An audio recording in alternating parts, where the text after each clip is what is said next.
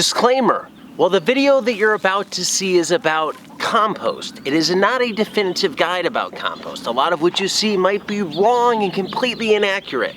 And I know that going in, because this is the first time I made compost. So when you make a video of that, you're gonna make some mistakes. So there's a lot wrong in here. There's probably some that's right, but that's the point of it. That's what you do when you make it the first time.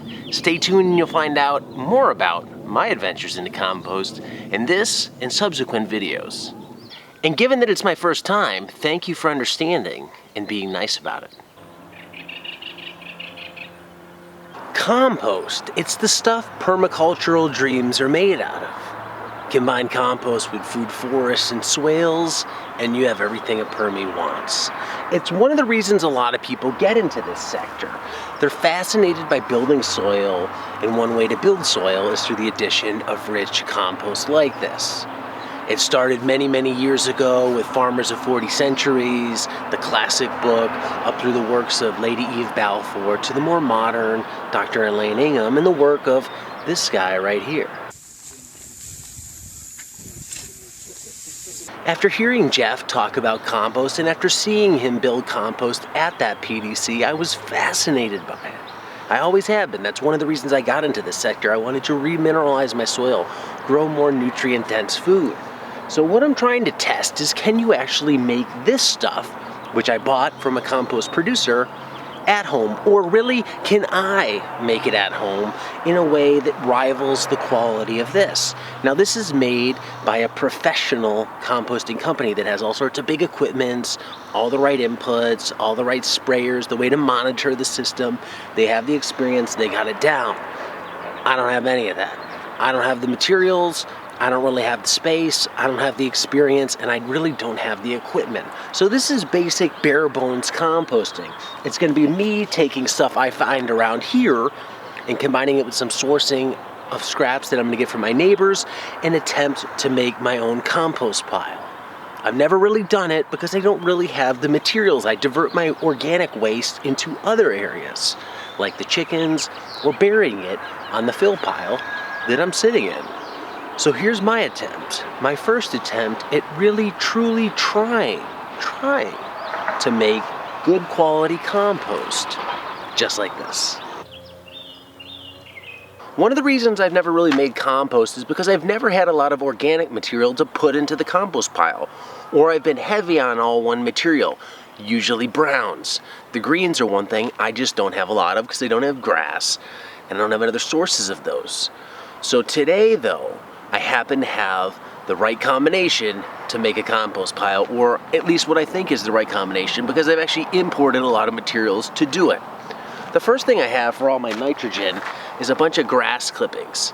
I got these from my next door neighbor who's got a big green lawn, and this is gonna be the main juice to break down all the carbon that I have on my soil, that I have here on the property ready to be broken down. I'm also repurposing some of the scraps or the organic waste that I have on my property. Things like the chicken bedding. I used to just till that right into my garden soil, but this time I'm gonna treat it differently, and it's gonna go right here in the compost pile. The other source of materials that I have is an imported one. It's one that's up front, you saw it in that mulch video. It's a bunch of this palm shredding, palm chips that I can't really do anything else with. They're not wood chips that you could really put down in a pathway. So my only real solution for them is to just bury them, dump them in a pile somewhere, or try and dump them in a pile somewhere where I can actually get something out of them, i.e. the compost pile. The first thing I really had to decide is, where do I put this compost pile? Because I wanted something that was convenient and easy to access, that I could come out to on a daily basis or every other day basis to turn and deal with. Two, it needed to be near a water source because it's pretty dry out here already this time of year, and I want it near a hose so I can wet this compost down accordingly without having to lug 50 or 75 feet of hose across the property. Number three is, I wanted it someplace where the excess water that goes through the pile would actually benefit the situation. I don't just want some patch of land way out there in the corner of the property to get all this water. So this is actually on this big fill pile, which you see in the background right here.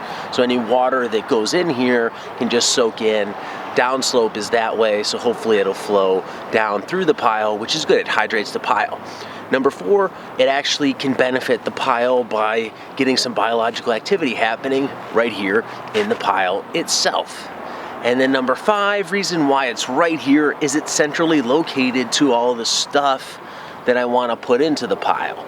Now, you could look at this in a few ways. Well, do you put it closer to your main source of waste, or do you put it closer somewhere in the middle? Well, for me, this is in the middle. It's a little further from my main source, which is that mulch pile up front, but it's closer to where it'll ultimately end up at the end of the day, which is in the garden beds, which is behind the camera, in front of me right there. So that's why I put it where I did.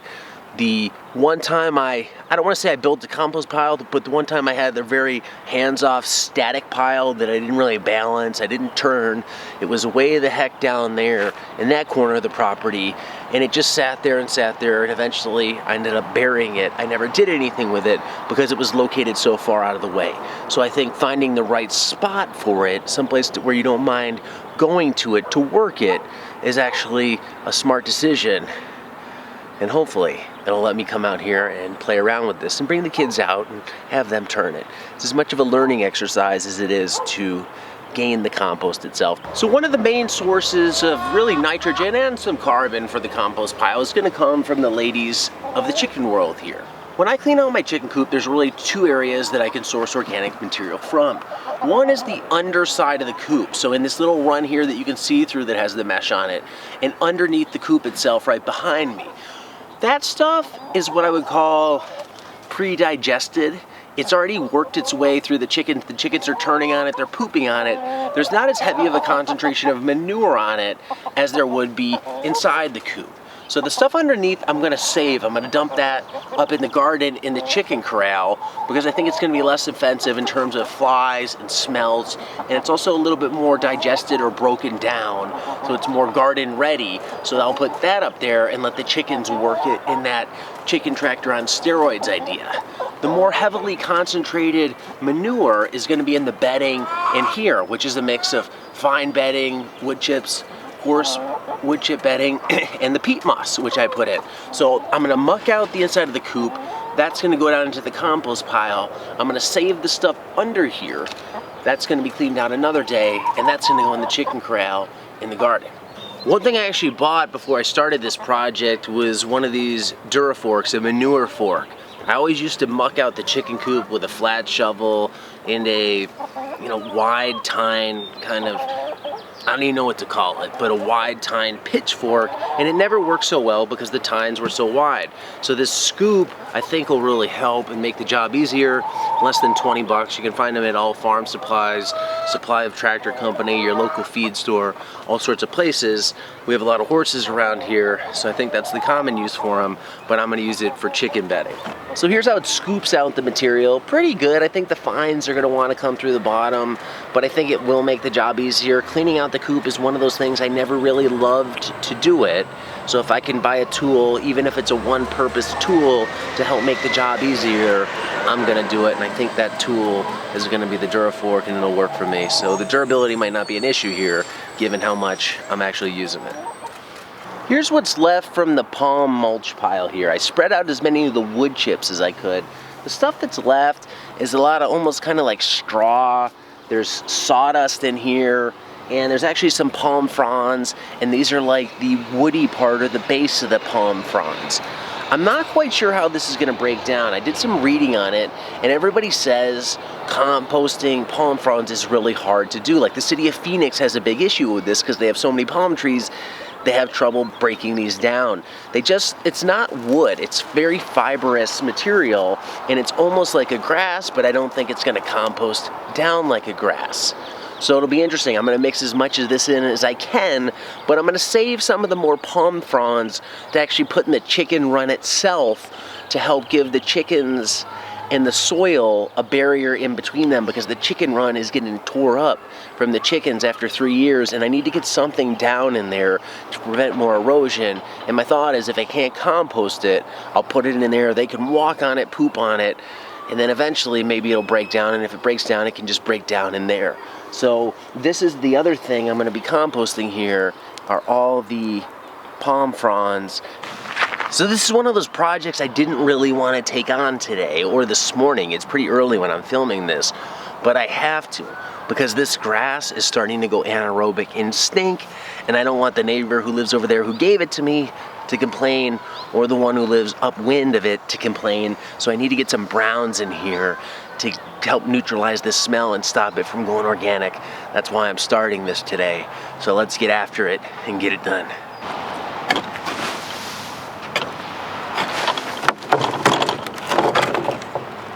There we have it, load number 1 at chicken bedding, and it's probably gonna be load number 1 out of 3. There's a lot of bedding in there. I think this is an 8 cubic foot wheelbarrow.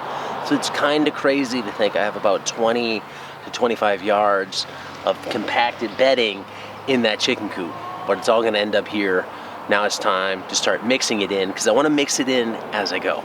This is the fork I'll use to mix it. This is the one I was trying to describe when I was talking about the Dura fork, which actually worked really well for scooping out bedding.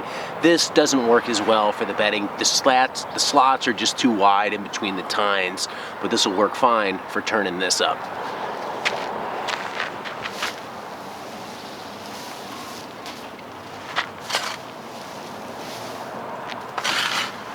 So the coop's mucked out, and I have a pretty big pile here. It was actually 4 wheelbarrow loads. So it's an 8 cubic foot wheelbarrow. That's 32 cubic feet if it was full.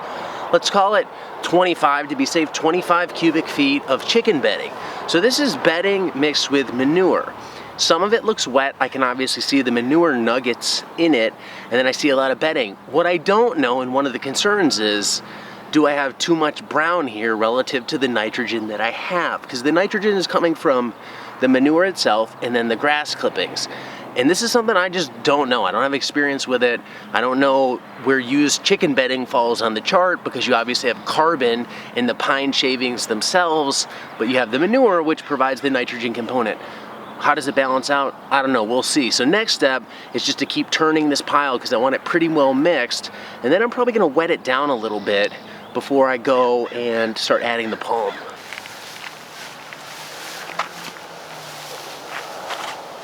One other thing I think I'm gonna do is add some pre-made compost to this pile just to help inoculate it. I don't know if it's gonna help, but I have the compost. I might as well throw it in here.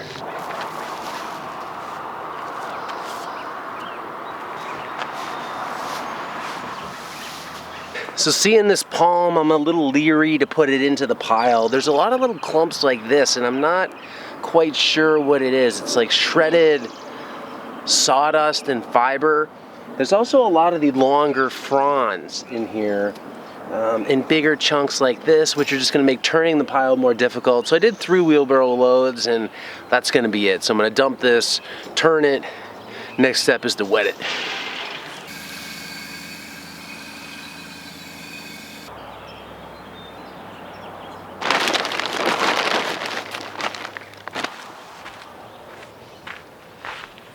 So here it is, the finished pile, the beginner's pile. Not exactly like I remember Jeff Lawton making at the PDC.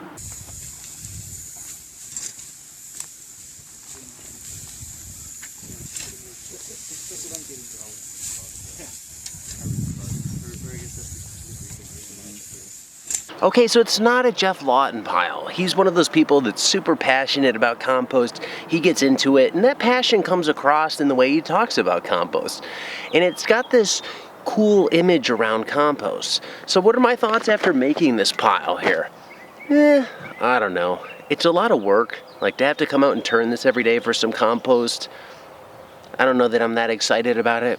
We'll see how the process works. If it goes pretty well, if I get an okay amount of compost out of it, it's kind of nice to know that it was made really hyper-locally, but that's not a big concern for me.